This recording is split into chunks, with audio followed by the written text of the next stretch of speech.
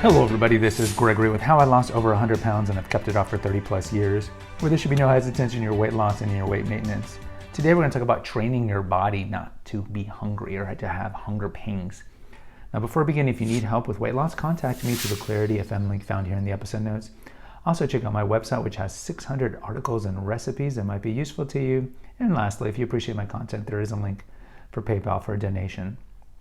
Now when I was younger, back when I was obese, and up until recently, there was that old mantra of you need to eat 6 small meals a day. Concomitant to that was breakfast is the most important meal of the day, and that was, if you don't know, concocted by cereal makers over 100 years ago to get people to eat cereal because people weren't eating cereal.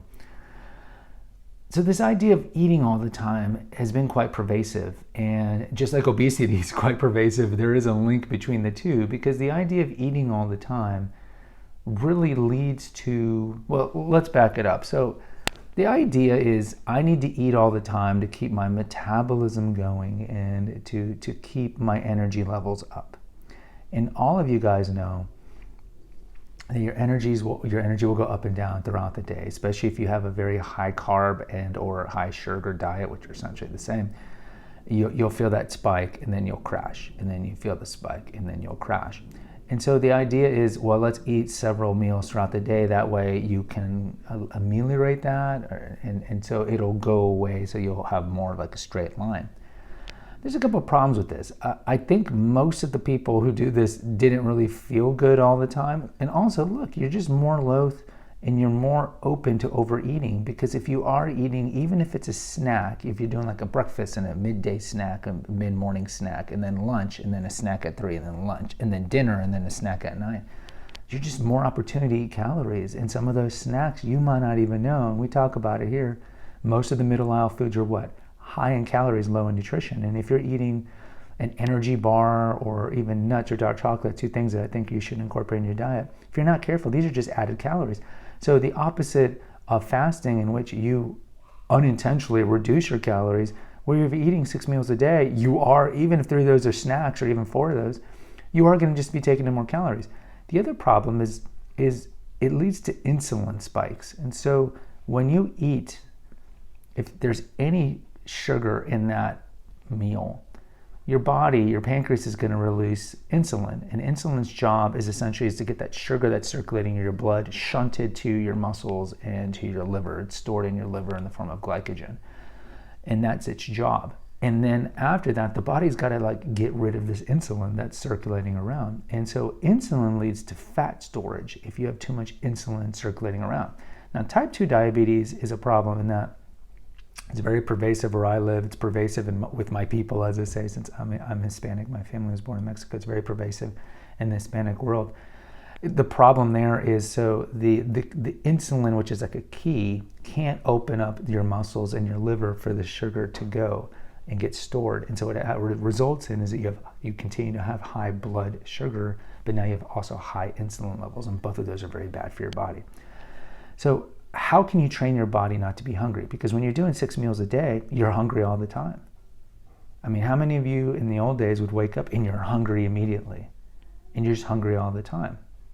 Well, I would tell you the number one way to get rid of hunger pangs is to do intermittent fasting, which is very popular now. I've been doing it daily since 2014, and it's so in the zeitgeist. I was just reading the dude from Stranger Things, David Harbour, the guy who plays the sheriff. He did intermittent fasting to lose weight. How many people have done that to lose weight? I do it for the mental cognition. I have 2 episodes here on fasting and like why I do fasting and how I do fasting and the benefits of fasting. I'll put the banner notes in here. But in general, I have not had hunger pangs in years, because fasting, compressed eating, whatever you want to call it, teaches your body essentially to use the fat reserves in your body and converts them as ketones to burn as energy. And so your body really isn't hungry, because it's adapted to tap into this. And so that transition where your blood is, your energy is dropping until you eat your Snickers bar and then it goes back up. Instead, when the body exhausts all the carbs that you have, it just automatically kicks into that ketosis mode, burning your fat, and it's just a nice transition. And so since your body's burning those ketones, your body doesn't need to send a message that it's hungry to get more food because it's just burning your ketones. And so it's great not to have those energy spikes and crashes and spikes and crashes and spikes and crashes, which are so common, where people who are still eating 3 meals a day, 4 meals a day, 5 meals a day. And I don't miss that. And I don't miss the hunger pangs. And look, I break my fast every day at 3, but I could go probably to 5 every day and just do like an OMAD, 1 meal a day, 5 to 7, because I like to finish everything by 7. I could do that every day. And around 5, on days where I've OMADed, let's say I'm traveling or whatever, I don't get the hunger pangs. What I'll start getting is that mental cognition will start dropping, and that's how I know. That's the first sign. But I have not had hunger pangs for a year, and it's so liberating not to be shackled to the idea that I need to eat every 3 hours, or I need to eat a breakfast, or I need to eat a lunch. So now I fast for 20 hours a day every day for years, and it's great. And so the other unintended consequence of fasting is you just eat less calories every day because you have less window or time to eat your calories. And fasting is not a diet. Fasting is a lifestyle. And so even if you break your fast at 1 and try to eat everything by 7, that only gives you 6 hours. And it's hard to pack in 2,600 calories for men, 2,000 calories for women. Of course, that number varies depending on your activity and your age. It's hard to pack it in. So one of the unintended consequences of fasting and controlling your hunger pangs is that you're going to eat less calories, which results in likely you losing weight. So in closing, fasting is the way to go for a lot of reasons. But if you're still on this 6 meal a day, got to keep my metabolism going, I get it, because a lot of people who are very carb dependent in their diet, they start crashing. They start getting, they get the hangries. You know, when you get all grumpy because you're hungry. I get it, and your body is so used to that. Like when I tell you, don't eat for 8 hours, you're like, you don't know how to handle that, because your body, if it's not getting new sources of food every 3 hours, your body just freaks out.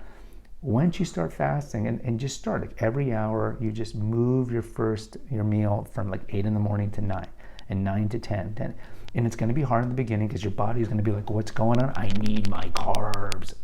But eventually, after a week, 2 weeks, once your body adapts to that, man, you are free, and it feels so good not to always be so essentially addicted to having to eat food all the time. And it's so freeing to just eat when you're hungry. And I know that's hard, and it's a hard concept, but such a basic concept. Eat when you're hungry, and it's just so liberating. I recommend you guys try it. So that's how you control your hunger pains, is fast.